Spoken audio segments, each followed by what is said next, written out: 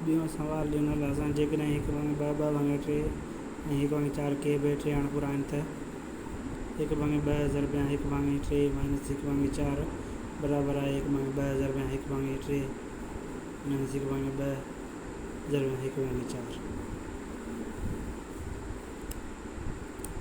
ज़रब जी विरासत वारी ख़ासियत जी कट जे लिहाज़ खां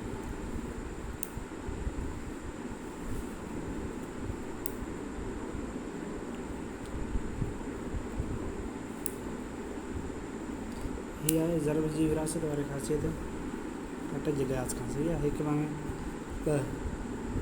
भाङे ॿ ब्रेकेट आहे हिकु भाङे ॿ ज़रब थिए थो हिकु भाङे टे सां बि ऐं काटू ज़रब थिए थो हिकु भाङे चारि सां बि ईअं ॾिनल आहे हिन पासे। सही आहे। हिकु भाङे ॿ ऐं हिकु भाङे चारि सां ज़रब जी विरासत वारी ख़ासियत आहे। सही आहे। पर असां हल कंदासीं बराबरि आहे न आहे साबित थी वेंदासीं। सही आहे।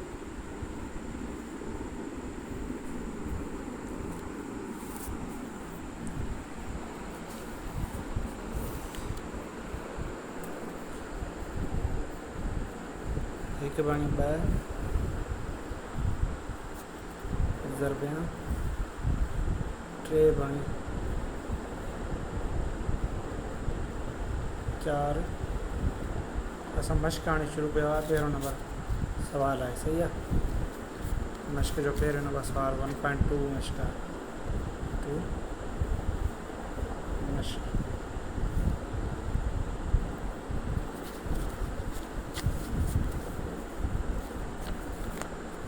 टे भाङे चारि प्लस 5 भाङे 6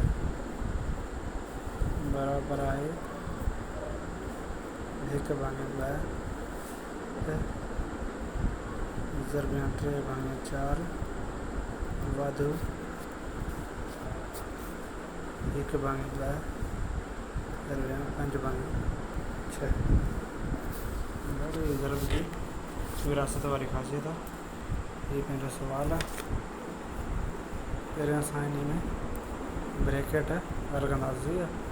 ब्रेकेट में असांखे नंढिया भञपत कढंदासीं 6 ऐं 4 जो 6 4 जो खोड़ 6 खे हिकु नथो लॻे 6 खे वधाईंदासीं 12 कंदासीं 12 खे लॻे थो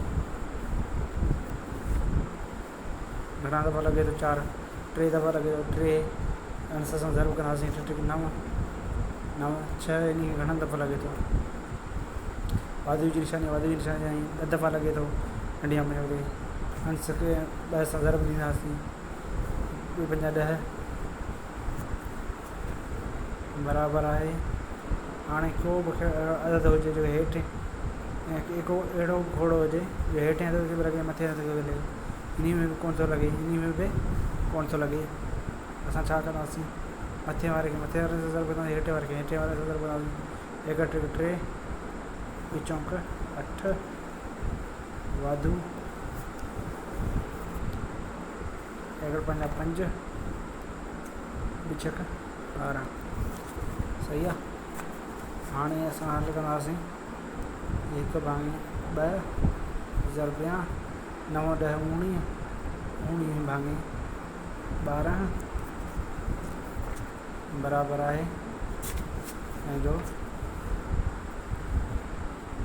बराबरि आहे 8 ऐं 12 जो नंढिया भञपत कंदा हुआसीं 12 खे 8 जो खोड़ो नथो लॻे छा कंदासीं वधाईंदासीं 12 खे 1 बार 2 वारी 24 खे 8 जो खोड़ लॻे थो 24 घणा दफ़ा 8 जो खोड़ लॻे थो 24 खे 98 28 24 3 दफ़ा लॻे थो त मथे वारे अंश खे ज़रब ॾींदासीं 3 सां 3 9 वाधू 12 24 घणा दफ़ा 2 दफ़ा लॻे थो त अंश खे 2 सां ज़रब ॾींदासीं 12 छेद वारे अंश खे 2 सां ज़रब ॾींदासीं 5 10 हाणे वरी हिननि खे ज़रब ॾींदासीं 1 19 12 24 बराबरि आहे। हाणे ॾिसो 9 10 19 ऐं 24 हीअ थियो पंहिंजो हिसाबु हाल।